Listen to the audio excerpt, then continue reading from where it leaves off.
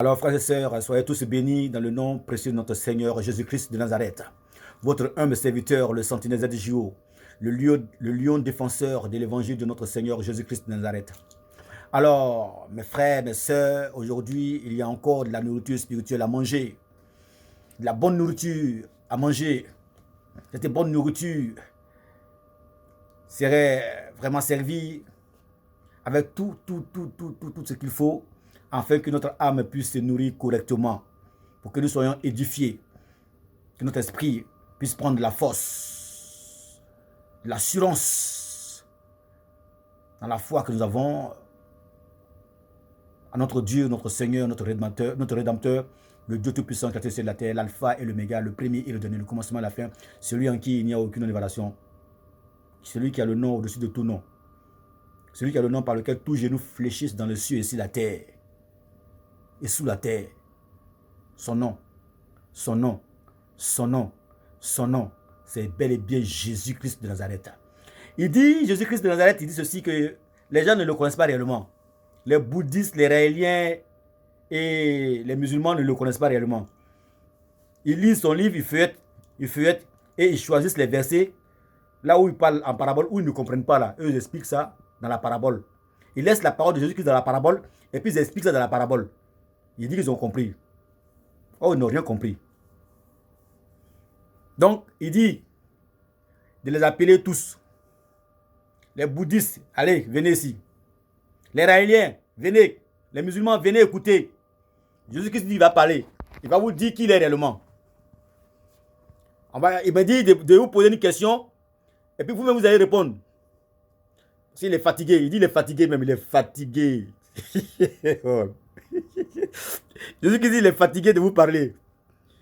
Il a envoyé des prophètes, il envoie ses pasteurs, il envoie les apôtres, il a envoyé tout le monde pour vous parler, vous ne comprenez pas. Il dit il est fatigué.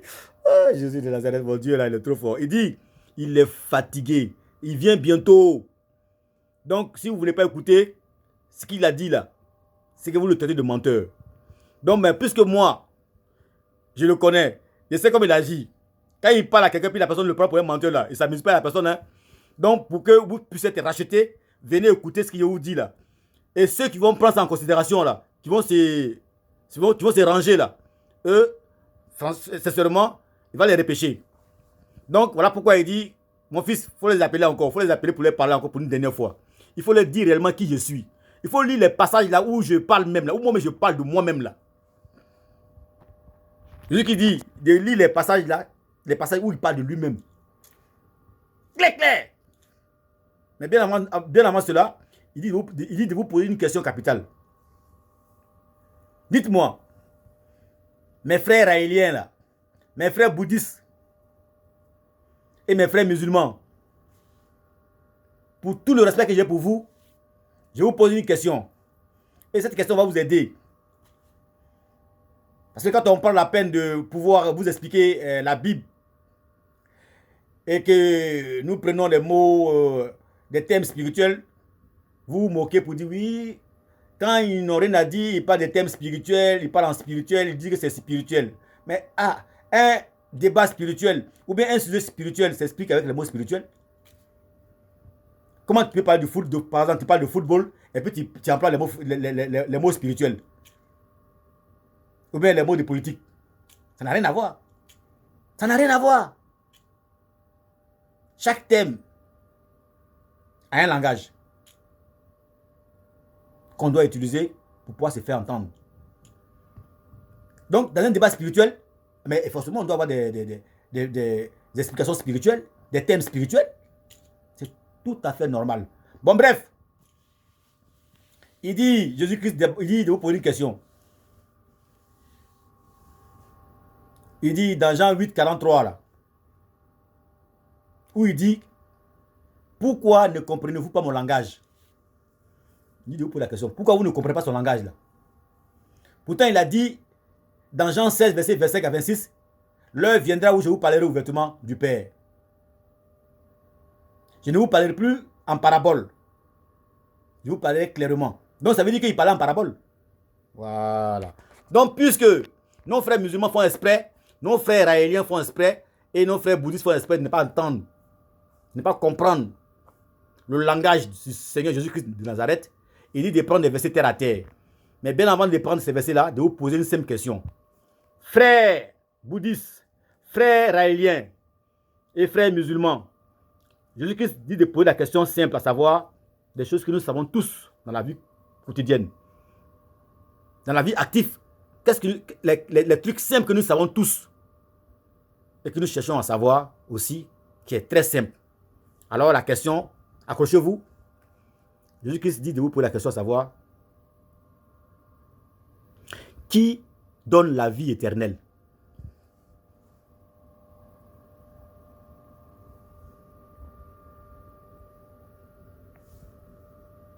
La question est posée à tous les raéliens, à tous les bouddhistes et à tous les musulmans et aussi tous ceux qui discutent sur la divinité du Seigneur Jésus-Christ de Nazareth là. Il dit de vous poser la question à tous ceux qui discutent sur sa divinité. Qui donne la vie éternelle là?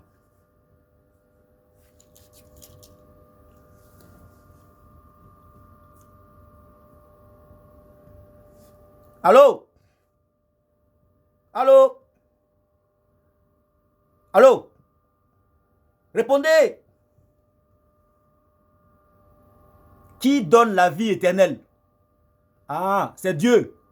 Ah, d'accord. C'est Dieu qui donne la vie éternelle. C'est que le débat est clos. Jésus-Christ, il va nous répondre. Il va parler.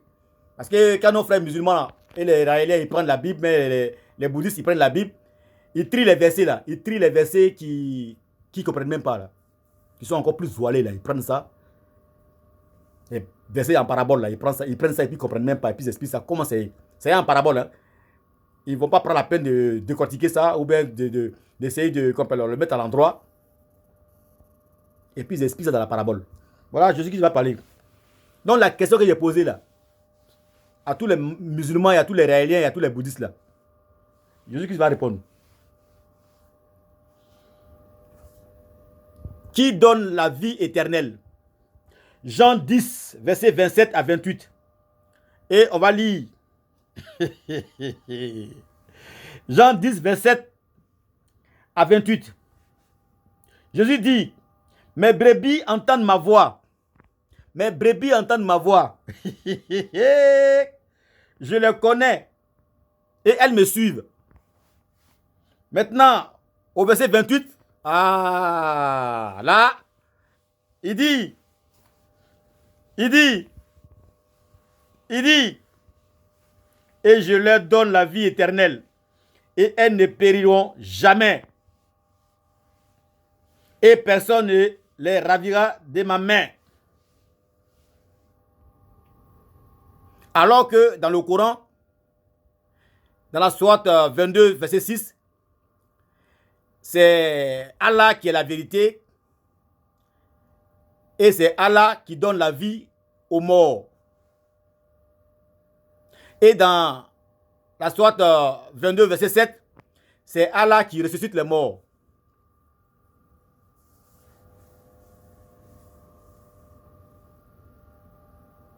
La sourate 22, verset 7, on va la lire.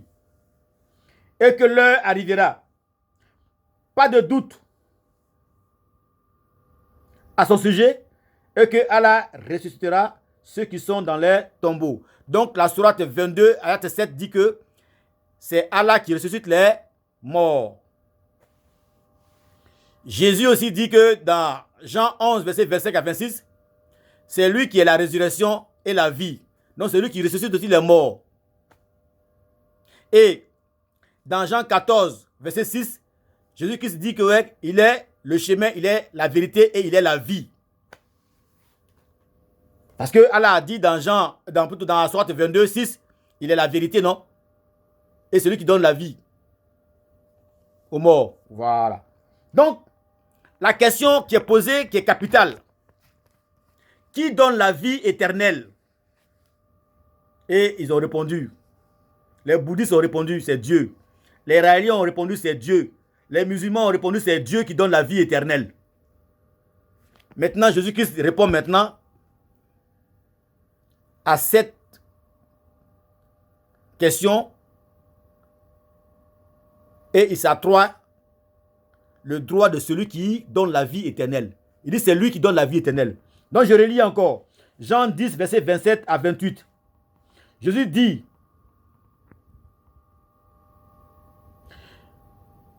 mes brebis entendent ma voix, je les connais et elles me suivent. Au verset 28, je leur donne la vie éternelle. Donc qui donne la vie éternelle? C'est Dieu, non? Maintenant, Jésus-Christ, c'est qui là? Voilà la grosse question. Qui est Jésus-Christ de Nazareth pour donner la vie éternelle aux hommes? Qui sont ces brebis? Les brebis, ce sont ceux qui croient en lui. Parce qu'on ne croit pas en un homme, on croit en Dieu.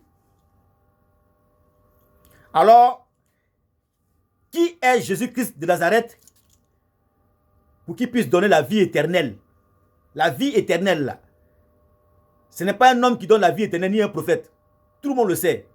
Alors, il est qui pour donner la vie éternelle? Mes frères, allô, mes frères musulmans.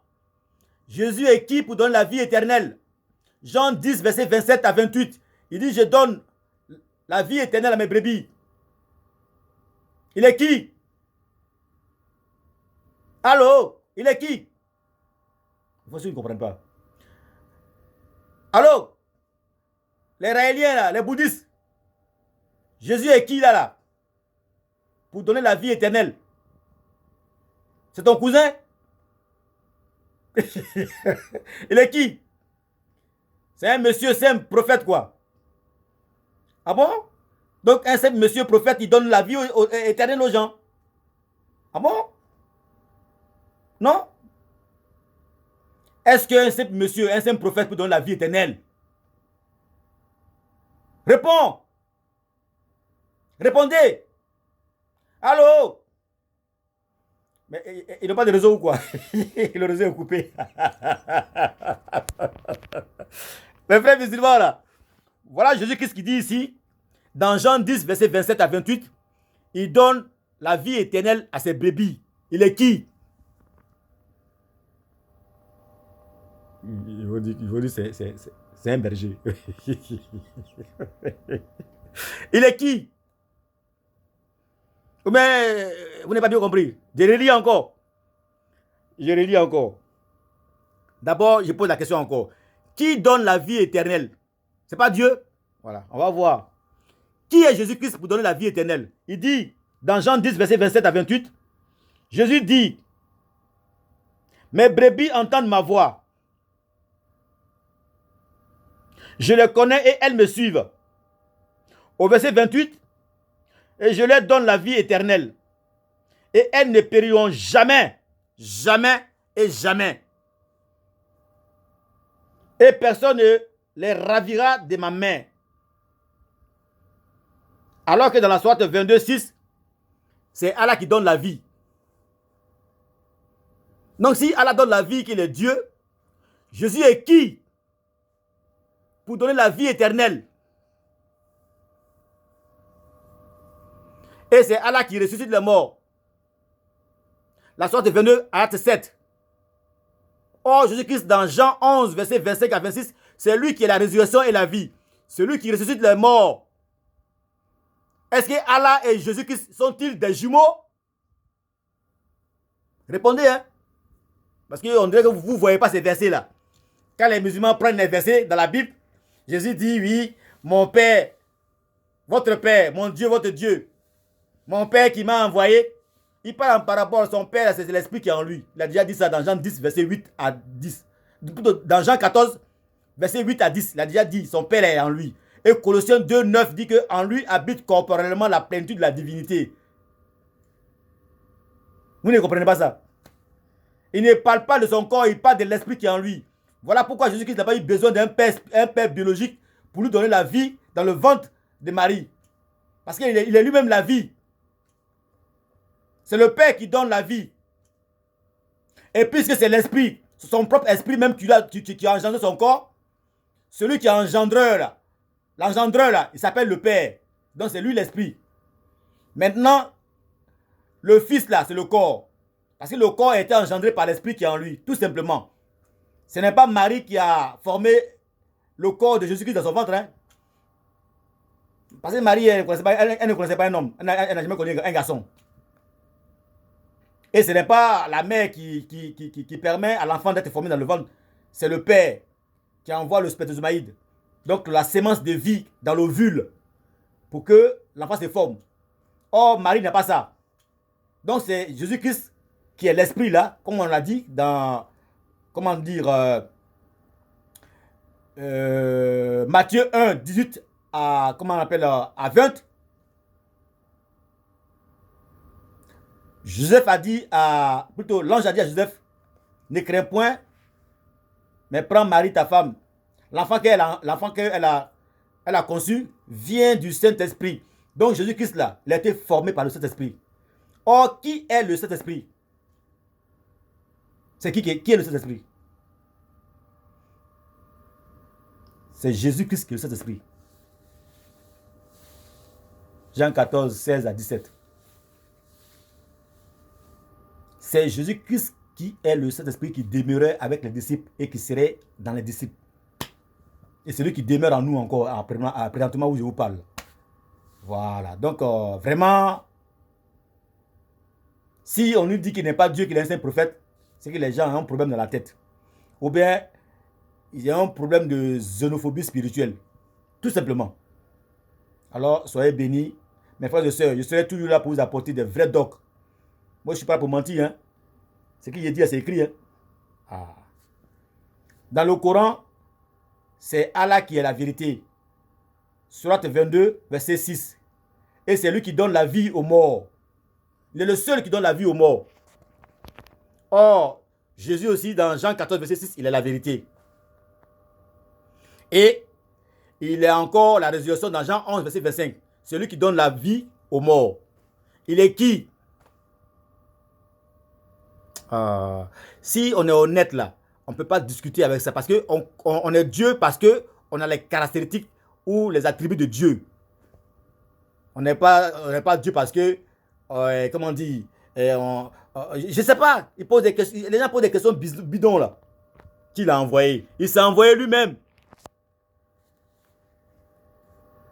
C'est l'esprit qui est la parole au départ. Jean 1, au verset 14, c'est l'esprit là, qui est la parole là, qui est Dieu lui-même là, qui a pris chair, qui a été fait chair. Il me demande par qui. Mais il a été, mais c'est pas possible. On dit, la parole a tout fait. Tout a été fait par la parole. Tout a été créé par la parole. Et tout ce qui a été créé par la parole. Et tu demandes, il a été fait chair par qui? Mais par la parole elle-même. Puisque la parole est créatrice. La parole, c'est Dieu. Comment Dieu étant la parole, va envoyer quelqu'un d'autre pour venir lui créer un corps? Alors que le seul qui crée, c'est Dieu. C'est la parole. C'est la parole qui est Dieu. Je reprends. Jean 1, au verset 14. Au commencement était la parole. Et la parole était avec Dieu. Et la parole était Dieu. Rien de tout ce qui a été créé n'a été créé sans la parole. Et tout ce qui a été créé par la parole. Donc la parole, elle est créatrice. Donc si la parole a été faite chair, elle a été faite chair par elle-même parce qu'elle-même elle est créatrice. Elle a tout créé. On dit tout créé là, c'est sans exception. Y compris le corps, y compris tout ce qui vit. Maintenant, Jésus-Christ est qui pour créer comment dire, le ciel et la terre, le monde entier et tout ce qui va avec. Il est qui? On va lire ça. Jésus-Christ, il est Dieu. Parce qu'il est créateur. Même dans le Coran, dans la sourate 49, dans la sourate 49, ayat 3, il a créé là-bas. Il a créé un oiseau là-bas. Et l'oiseau, il a soufflé sur l'oiseau. L'oiseau a pris vie, tranquille, et puis il allait se promener. Voilà, donc on va voir. Jésus-Christ, il est Dieu. Celui qui est créateur, là. Celui qui est le créateur, là, c'est qui? Regardez ici, hein. Colossiens 1, 15 à 16. Jésus-Christ est l'image du Dieu invisible. Le premier né de toute la création. Pour savoir ça, là, il faut aller dans Proverbe 8, verset 22 pour savoir pourquoi on dit qu'il est le premier né de toute la création. Dans Proverbe 8, 22, là, il a dit ouais, que tu m'as fait le premier de tes œuvres. Voilà pourquoi on dit ça. Voilà. Parce que c'est l'esprit qui a engendré le corps. Donc, puisque l'esprit qui a engendré le corps est l'engendreur, il est le père. On ne peut pas être père sans être engendreur. Si tu n'as jamais eu un enfant, même si tu as 100 ans, tu n'es pas père. On est père lorsqu'on engendre. Donc Jésus-Christ a engendré le corps. C'est-à-dire l'esprit a engendré le propre esprit de Jésus-Christ a engendré le corps. Donc le corps, là, c'est pas ça que Dieu, ça a été engendré. Donc voilà pourquoi il est appelé fils. Le corps est appelé fils et l'engendreur qui est l'esprit, qui est Jésus-Christ lui-même, de nature même, l'esprit. Parce qu'il dit dans Jean 6, 38, je suis descendu du ciel. Et dans Jean 8, verset 23, il dit, vous êtes d'en bas, moi je suis d'en haut. Vous êtes de ce monde, mais moi je ne suis pas de ce monde. Jean 8, verset 23. Donc il faut arrêter. Donc je poursuis pour dire, il est Dieu parce que c'est lui qui a tout créé. C'est lui qui a créé le ciel et la terre et tout ce qui va avec. Colossiens 1, 15 à 16. Alors il est l'image, Jésus, il est l'image du Dieu invisible. Le premier-né de toute la création. Pour aller voir la création, où il était le premier. Proverbe 8, 22. Et je poursuis. Au verset 16 de Colossiens 1. Car en lui ont été créées toutes les choses qui sont dans les cieux et sur la terre. En Jésus, hein, purée. Les visibles et les invisibles ont été créés par Jésus-Christ de Nazareth. Trône, dignité, domination, autorité, et tout a été créé par lui et pour lui. Jésus-Christ de Nazareth est l'auteur de la création du monde. Il est qui? Il est qui? C'est ton cousin? Oh! Mon frère aélien là. Mon frère bouddhiste. Mon frère musulman. Prêt. Il est qui? Vous voyez pas ces versets là pour les lire? Quand vous voyez ces versets là, vous dépassez ça, vous passez à côté. Vous triez les versets. Faut lire ça. Parce que le Coran dit, dans la sourate 5, ayat 68, si les gens de l'évangile ne se conforment pas à la Torah et à l'évangile, ils ne sont basés sur rien du tout. Donc en contrepartie, pour être basé sur quelque chose de solide, il faut se conformer à la Torah et à l'évangile. Parce que dans l'évangile là, il y a guide et lumière. Sourate 5, ayat 46.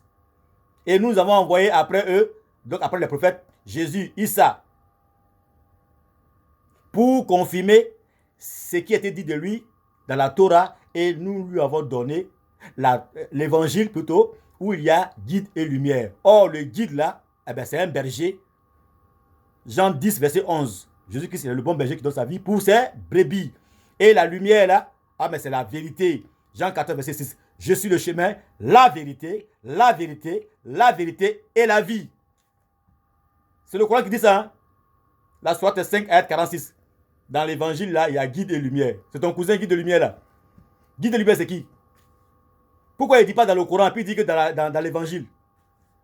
Le Coran même, il laisse le Coran, et puis il parle de l'évangile. Dans l'évangile, là, il y a guide et lumière. Il faut vous ressaisir. Ressaisissez-vous dès maintenant, parce que Jésus-Christ revient bientôt. Alors, ceux qui ont des oreilles pour entendre, et qui veulent vraiment être sauvés, c'est le moment de prendre rapidement votre décision. De croire au Seigneur Jésus-Christ, de l'accepter comme maître et Seigneur et sauveur de votre vie. Il n'y a que seul celui qui pardonne les péchés, qui peut pardonner nos péchés pour nous faire rentrer au paradis. Matthieu 9, verset 6, Jésus-Christ pardonne les péchés. Aucun homme ne peut pardonner les péchés, ce n'est que Dieu seul. Soyez bénis au nom de Jésus-Christ de Nazareth. Amen.